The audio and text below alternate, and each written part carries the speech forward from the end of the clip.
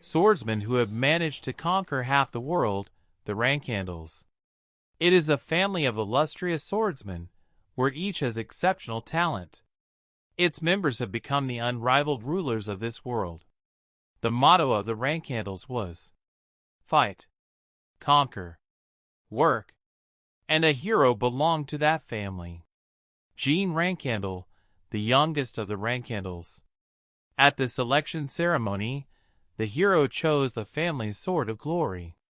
This was to prove that the hero would lead the family. The father was pleased that his son had chosen such a sword. The hero was sure that success and glory would await him in the future. But life decided to take a different path. The hero had no talent for swordsmanship at all. He was a disgrace to a family of top swordsmen. The hero was approached by two brothers, who immediately began insulting and framing him. They continued to taunt the younger man. The hero, on the other hand, was not able to respond. He was very weak. The white-haired brother came closer and asked why the hero was silent. He kicked the hero in the stomach with his foot and said that the boy owed it to his great brothers to answer. The hero fell down. He looked at the wooden sword that lay nearby. The hero reached out to take the wooden weapon, but he was stopped by his brother's foot, which stepped on his arm. The hero was torn with pain and weakness. The black-haired brother showed some papers and began to scoff, as they were the basics of swordsmanship. The white brother broke the blade and continued to insult the hero, who begged him to give him the writings. The wooden sword began to crack, and the papers on which the hero had great hope began to tear. When things so important to the lad were broken, he was in despair. He asked his brothers why they were doing this to him. The white-haired man grabbed the hero by the hair. They talked about trying for him, so he wouldn't embarrass himself further. The black-haired man hurt the hero's babysitter. Surprisingly, the guy stood up for her. It had always been that way. The brothers bullied him. He had a complete lack of talent. But even so, he continued to practice every day. The hero wanted to gain recognition, so he decided with diligence to become a good swordsman. After a while, the hero was kicked out of his family after all. He stood in front of a gate that was forever closed to him. The boy sighed wistfully. He was told that they had taken his efforts into consideration, and for that reason they let him live. That was how the hero was thrown out of his family at the age of 25. During that period, he was fortunate enough to meet a master. The girl was able to show Remember that he actually had talent. The hero's talent turned out to be not his skills in swordsmanship, but magic, which was forbidden in his family. 3 years later, the hero was researching the mage and her properties. Suddenly a black fog covered him. Around the guy was a solid shadow. From behind, he heard a voice. The hero turned around and asked who it was. The creature introduced itself as Asserting, the Lord of Shadows. It turned to Jean. The creature offered to make a contract with him. It told him that after signing the contract, he would not only have power over the shadows, but that no curse would affect him. The entity looked at his chest and saw the curse. It surmised that the boy had been greatly hated as a child. It came up and told him that Jin's talent was sealed by a curse. It was the illusion of a blade, this curse capable of suppressing any swordsmanship ability. The entity realized that it was the curse that attracted her. It lifted the curse and promised that no more curse would affect the hero. The shadow asked the hero to become an outstanding swordsman mage. As the darkness began to fade, the hero heard the entity say that it would eagerly watch his path. The surprised hero remained standing in the room. He had no way of knowing what had happened, but instantly picked up his blade. He ran out into the street, where he took the blade from its sheath and struck a blow. After picking up the blade, the hero realized, Now he could definitely make his dream come true. Smiling, the hero continued his training. He decided to add to the magic blows, and the effect was astonishing. Jean was incredibly happy with the fact that he now had the opportunity to become much stronger. The soldiers were watching the whole thing. After a while, the hero woke up covered in blood. He could hear screams.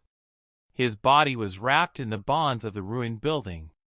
In this position, the hero began to lose consciousness. He couldn't believe he was going to die like this in his sleep. Jean was saddened by the fact that he never had time to unleash his potential.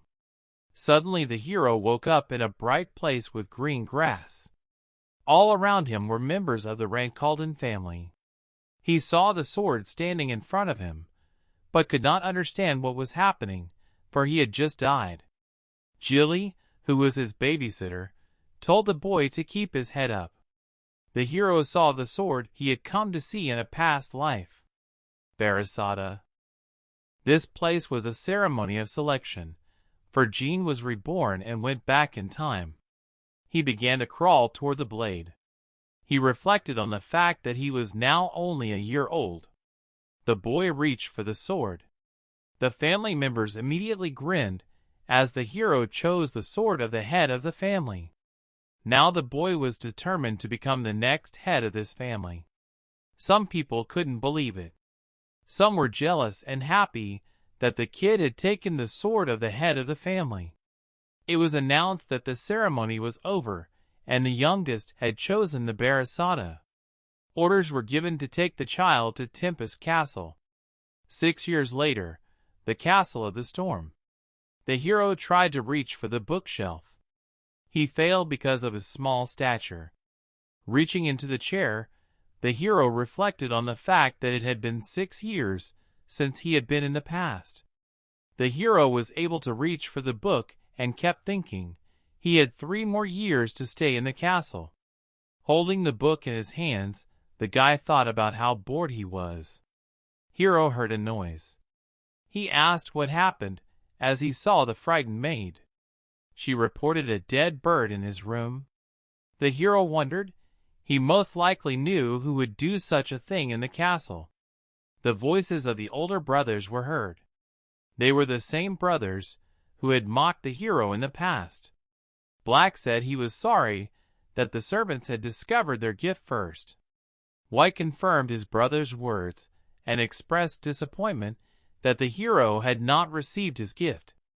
They asked if the boy liked the gift, and he looked down with a dead look. The hero knew these two would grow up to be ruthless killers.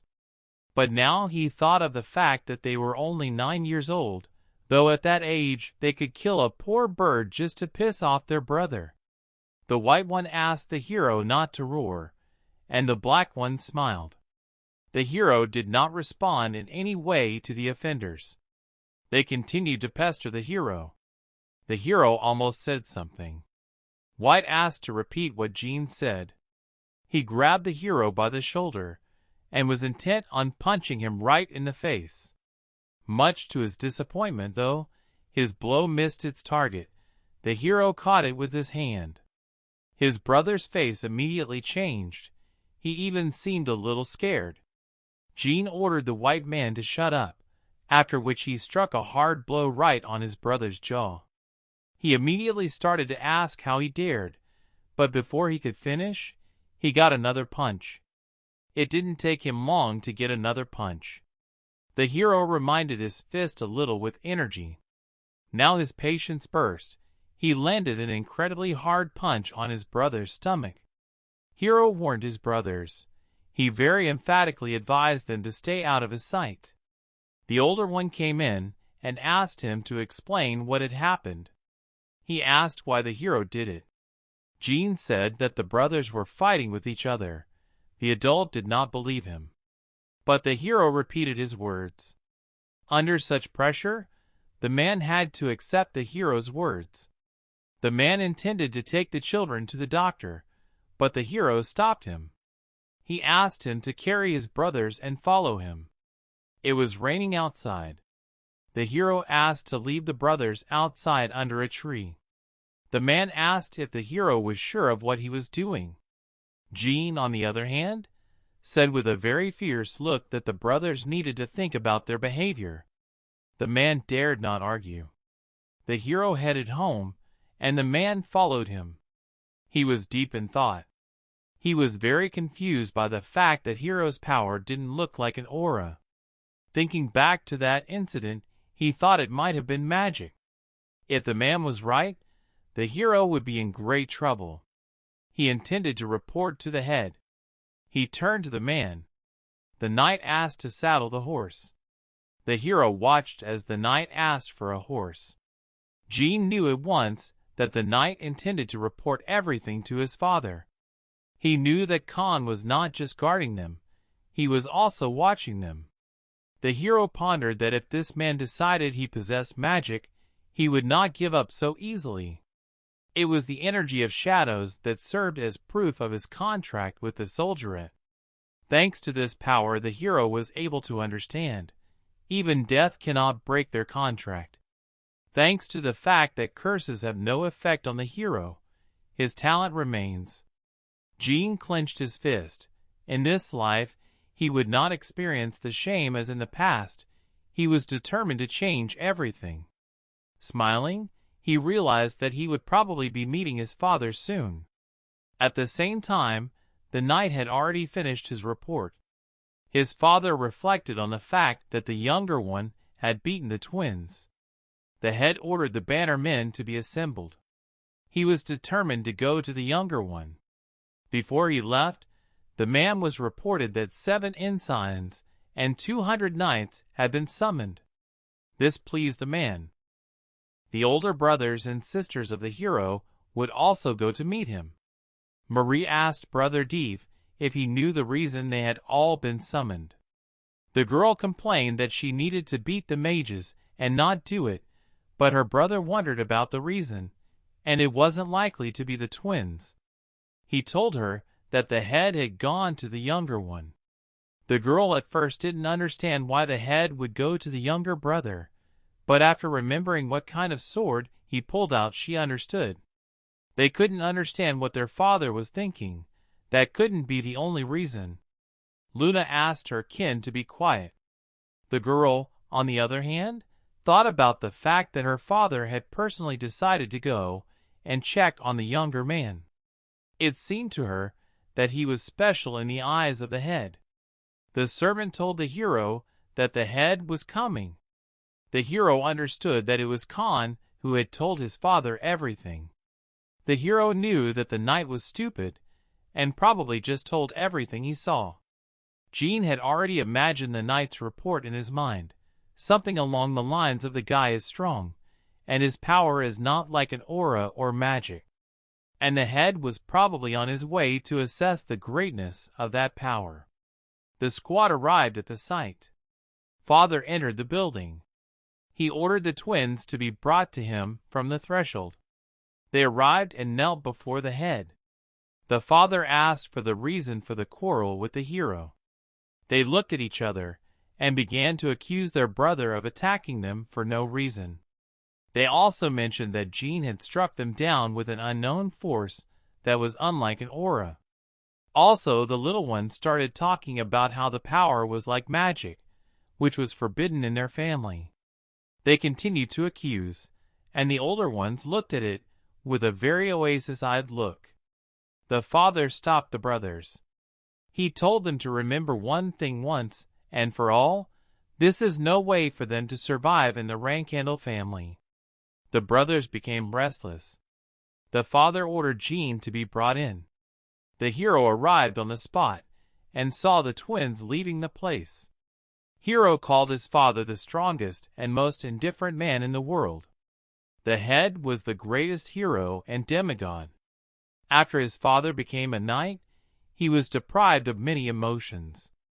Now this man is obsessed only with the clan and its development.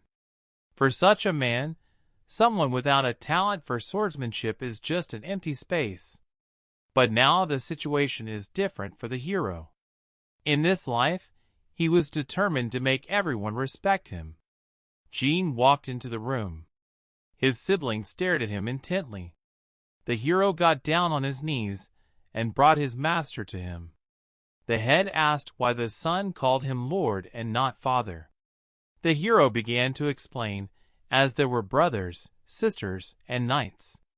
Many people were watching, so the hero decided it was an official visit. The head said that he arrived today for a different reason and Jean could call him father. He decided to repeat the same question he asked the twins. What prompted Jean to do this? The hero clenched his fists and said one word, revenge. He began to explain what he said, for every rankhandle must retaliate. And it didn't matter to the hero whether good or evil was done for him. Father was silent at first. Later he ordered everyone out, and only Jean remained. The others were discussing whether the younger one had passed the chapter's test. The girl told the people to obey the head's orders. People began to leave the room. One of the sisters was anxious to see what would happen to Junior. Two figures could be seen behind the closing doors, a huge father and his very young son. The father cut to the chase and quoted the twins' fame about unusual powers. The head also reminded the boy that they were forbidden to use magic. He began to press the child and asked what kind of power he was using. He also warned Jean, because if it was magic he wouldn't just leave it at that. The hero decided to talk. Before he did so he thought that as long as his father knew about his powers, he would definitely not let it go. Because it is the power of Soldier himself. Jean said he didn't know what kind of power it was, aura or magic. He decided to summon this power in his hand to show it visually. He summoned this power and asked his father to help him figure it out. The reaction of the head was mixed. He saw the power of the founder of their clan, the energy of shadows. The head thought that it could not be a coincidence that he had chosen the blade of the head, also possessing the energy of shadows. He assumed Jean was destined to become the head of the clan. The hero turned to his father. The head said that the power the hero possesses is the power of Sodereth, a supreme being. The boy asked again about the supreme being. This being made a contract with the founder of their family in the past. However, after the death of Timar, the founder of the clan, this being was never seen again. The father assumed that Sodereth was trying to contact the family through the hero. The hero decided to ask if this supreme being was stronger than the father. The head wondered. He did not know the answer, since he had not yet had to fight higher beings. The hero pondered his father's words, that he had not yet had to. He thought that was the best possible answer. The father turned to the boy and put his hand on his head. The head praised the boy for asking the question, for now he had a great subject to talk about. The head acknowledged that seeing the boy was the right thing to do. Finally, the father asked how the boy uses his power. Jean answered that he used it for the good of the family. This answer made the head smile. He did not seem to like that answer. His father reminded him of what the hero had done and ordered him not to lie to him. The hero understood that he would not get away with it so easily, so he decided to tell the truth. He uses his power to achieve his goals. The father thought again, but this time he liked the answer. As he left, the head promised to keep an eye on Jean. The hero was finally able to exhale freely, for the atmosphere was truly tense. He was glad that his energy was justified, but he was also surprised that the head was interested. Remembering the past, the hero realized that this life would be the exact opposite of the past one. Sister Marie gave her brother a gift. She called it a special gift from her older sister. The girl told him to boil it well, chew it thoroughly, and asked him to grow big and strong. The older brother was talking to Marie. Hero, on the other hand, pondered why it was for him. Hero opened the box, and the servant, who was nearby, was amazed. Inside was the heart of a phoenix. The hero was at once relieved, for it was a very valuable thing. Mari was a knight of the 6th rank, her nickname a Furious Wind. Though there was another that few people knew about, the Fury of the Southern Lands. The hero pondered why his battle-crazed sister had given him such a gift. If you eat the heart at a young age, you will not only become immune to fire, but also the growth of the body will be accelerated. The hero wondered how the phoenix heart could be used by a mage of the 6th rank to summon. Jean assumed that in this life, he might even be able to summon a phoenix. Jilly apologized for the wait, and brought what the hero requested. She made a wonderful soup, and told him what to eat before it got cold. The twins were watching around the corner. The hero told them to talk if they wanted it. The brothers started hinting for the hero to share the soup with them. The hero asked if the brothers really wanted the soup that badly, and they started dabbing. The hero told them to listen carefully. Eventually the twins ended up in a mine where they were digging in the ground. They were doing all this just to taste the soup. At the same time, there was a silhouette under the ground. It was a man shrouded in shadow. He was sleeping sweetly. The brothers returned home. When the servant saw them, she became nervous at once, for they were dirty. The hero congratulated the boys on their return and complimented them on their quick work, but the brothers demanded their soup. The hero pointed to the table, and said he was waiting for them there. When they looked at the plate, they saw a sad picture. All that was left of the soup was a small part of it in spoons. The brothers were angry, and asked if it would not be enough to give them a spoonful of soup. The hero said he did not specify how much soup the brothers would get for their work. Since in fact the hero kept his promise, there was nothing left for the brothers to do. A little later the hero left the house in a downpour. He went to the cave the brothers had told him about. Surprisingly, they had done a good job. The hero groped the wall and realized that a first-rank spell was enough for it. The hero accumulated Manu in his hand. He was very glad to have the opportunity to use it. He directed the attack at the wall, and a magic circle appeared on it. The wall was successfully destroyed, and many stones flew in different directions. Jean was glad that he had finally reached the place he wanted. It was the secret vault of the Rankandle family. The hero thought about the fact that in his past life he never got a chance to be here. Remembering his older brother's words, he knew he had to say the code phrase. Jean uttered, "The Rankandle child wants to comfort the Murican." After these words the door opened. This vault contains the secrets of the families that ruined the Rankandles. In a past life, the brother told the hero that he should not even know about this place. But even so, now that the hero has been reborn, these words have helped him. Suddenly the hero's eyes noticed a strange thing. It was a capsule with an unknown person inside. Looking closer, he saw that the man had scales on his face. Now it was clear that it was definitely not a man. Suddenly the hero was frightened. Remembering the code he had said, he could understand that the black dragon Murakan was in the capsule in front of him.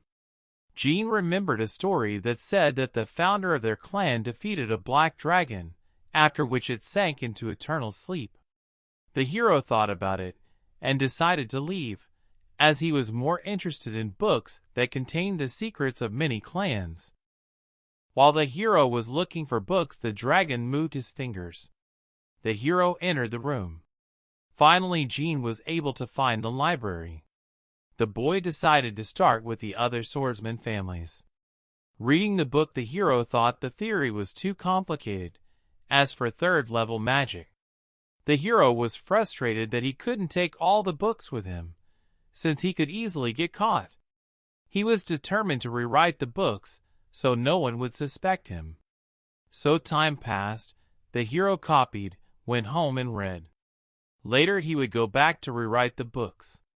Jean heard a noise. He jumped up from his chair. He thought he was imagining things, as it was impossible for someone to get in here. But a dragon burst into the library and asked who the guy was. Jean couldn't understand why the dragon woke up. What especially frightened the guy was that he had never heard anything about a dragon waking up in his past life. The boy decided to calm down and think. Since the dragon was a guardian, maybe he wouldn't touch the child if he showed him respect. The dragon was very angry at this kind of behavior. Muraka was furious at being called a pathetic guardian. He began yelling at Jean. He did not consider himself a pathetic servant. Later he yelled at the founder for telling the descendants such heresy. After a nervous breakdown, the dragon sat down and grimaced. It grieved him that the first person he saw upon awakening was the child. The roast went to Jean and asked him why he smelled shadow energy. The hero pretended not to understand the question. The man had been asleep for 1,000 years, but he still distinctly remembered the smell of dark energy. She said that only those who made a contract with a higher being of shadows had such a smell. After these words, the hero realized that the dragon's awakening was because of his powers. The man began to look for the source of the smell. The hero decided to try something. The hero turned to the doctor and showed his dark energy. Jean confessed that he had heard from his father that he possessed dark energy. The dragon trembled. He asked if this was a joke. The man fell to his knees and seemed ready to cry. The one he had waited 1,000 years for turned out to be a child. There was an awkward silence between them. The dragon turned again to the hero. He said that he had once made a promise, and now he would have to keep it. The hero wondered what promise the dragon had made to their founder. The dragon said he couldn't explain it now, and it was unlikely a child would understand. The man used dark energy and began to speak. He is like a dragon, a representative of Sodereth, his friend, the last descendant of the first creature created from the shadows. According to the millennial contract, from now on he becomes a servant of the hero. Jean was shocked by what he had just heard. Such a huge dragon wishes to serve him. The dragon asked for the hero's name. Smiling, the hero gave the dragon a fistful and called himself Jean Rankandle, the youngest child in the family.